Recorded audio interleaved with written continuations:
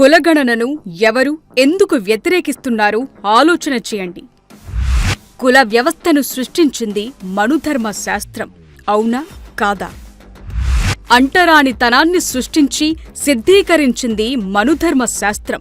అవునా కాదా? ఆలోచన చేయండి.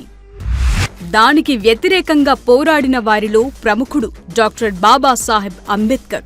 అవునా? అంబేద్కర్ రాజ్యాంగం ద్వారా ఆ వర్గాలకు హక్కులు కల్పించిందే నిజమే కదా? ఇప్పుడు ఆ మనుధర్మ శాస్త్ర ప్రతినిధులే రాజ్యాంగాన్ని మార్చాలి అని బలంగా ప్రయత్నిస్తున్నది నిజమా కాదా? అంబేద్కర్ రాసిన రాజ్యాంగాన్ని తెరగరాయాలనుకుంటున్న మనుధర్మ శాస్త్ర ప్రతినిధులే కులగణనకు ఎందుకు వ్యతిరేకిస్తున్నారు? అంబేద్కర్ హిందూ మతం వదిలి బౌద్ధ మతం తీసుకున్నాడు కనుక ఆయన రాసిన రాజ్యాంగం స్థానంలో మనుధర్మానికి చట్టబద్ధత కల్పించాలి అని అనుకుంటున్నారు.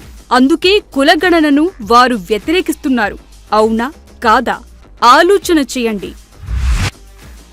కులగణనను చేపడితే హిందుత్వవాదం బలహీనపడి మనుధర్మ శాస్త్రానికి చట్టబద్ధత కల్పించలేమనే భయం వారిని వెంటాడుతోంది కనుక.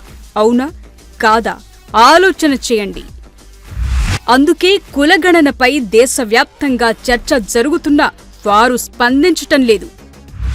పైగా కులగణన స్థానంలో హిందుత్వ సెంటిమెంటును రగిలించి ఆ మంటలతో దళిత బహుజనులను బలి చేయాలని చూస్తున్నారు. నిజమా కాదా? ఆలోచన చేయండి.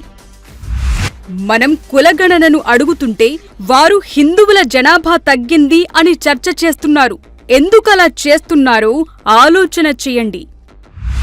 అంటే హిందువుల ఐక్యత పేరుతో దళిత, గిరిజన, బహుజనులను మోసం చేసే కుట్ర జరుగుతోంది. అవునా కాదా?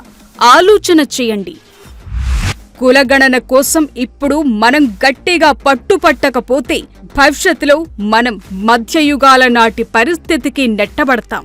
అవునో కాదు? ఆలోచన చేయండి.